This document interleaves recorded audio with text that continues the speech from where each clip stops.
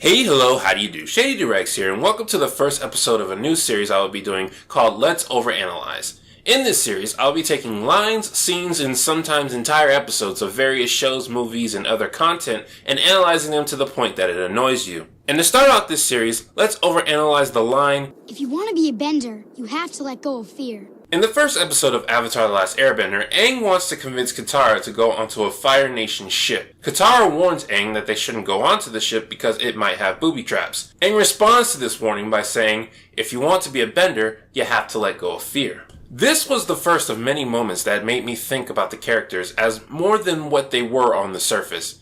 At this point in time, we don't know much about these two. Katara seems like the stereotypical small-town girl who believes there's more out there, and corresponding to that, Aang seems like the stereotypical free-roaming outsider that can show her the way. Normally, in a story like this, Aang would be right, and this would be the first sign of how Katara should abandon her village's principles. But it turns out that Aang's wisdom was nonsense. When Katara and Aang go onto the ship, they do indeed trip one of the booby traps. This leads to Zuko locating Aang, the Fire Nation fighting the Southern Water Tribe, and Aang being banished from the village as well as being captured. Think about the advice that Aang gave. If you want to be a bender, you have to let go of fear. Now, to anyone who knows the show, does that at all sound like sound advice?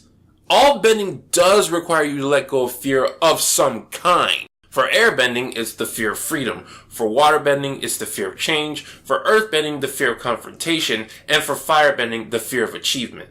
Telling a bender to let go of fear in general makes very little sense. Firebending and earthbending come pretty close to it, but that's still pretty irrelevant since Aang, an airbender, was giving advice to Katara, a waterbender. There are a couple of headcanons that could explain away why Aang would give Katara flat out wrong advice, but more than likely, I think Aang was just making things up. He wanted Katara to do something. He knew she'd listen to him if he spoke as a bender, so he made something up to get her to come along. This was before Aang realized that he had been asleep for 100 years, and before he accepted that the Fire Nation was actually a threat. In his mind, it's not a big deal to make something up in order to get Katara to come with him. Whenever Aang flat out lies, I oftentimes see people pass those moments off as him just acting out of character. But there are plenty of times where he's deceived people, even his friends, to get what he wants. I don't know how many times it has to happen for it to be in character, but if I'm right about this line, he's been doing it since the first episode. All in all, this entire moment set up the type of character Aang would be for the rest of the series. He's not a wise protagonist that always knows what to do.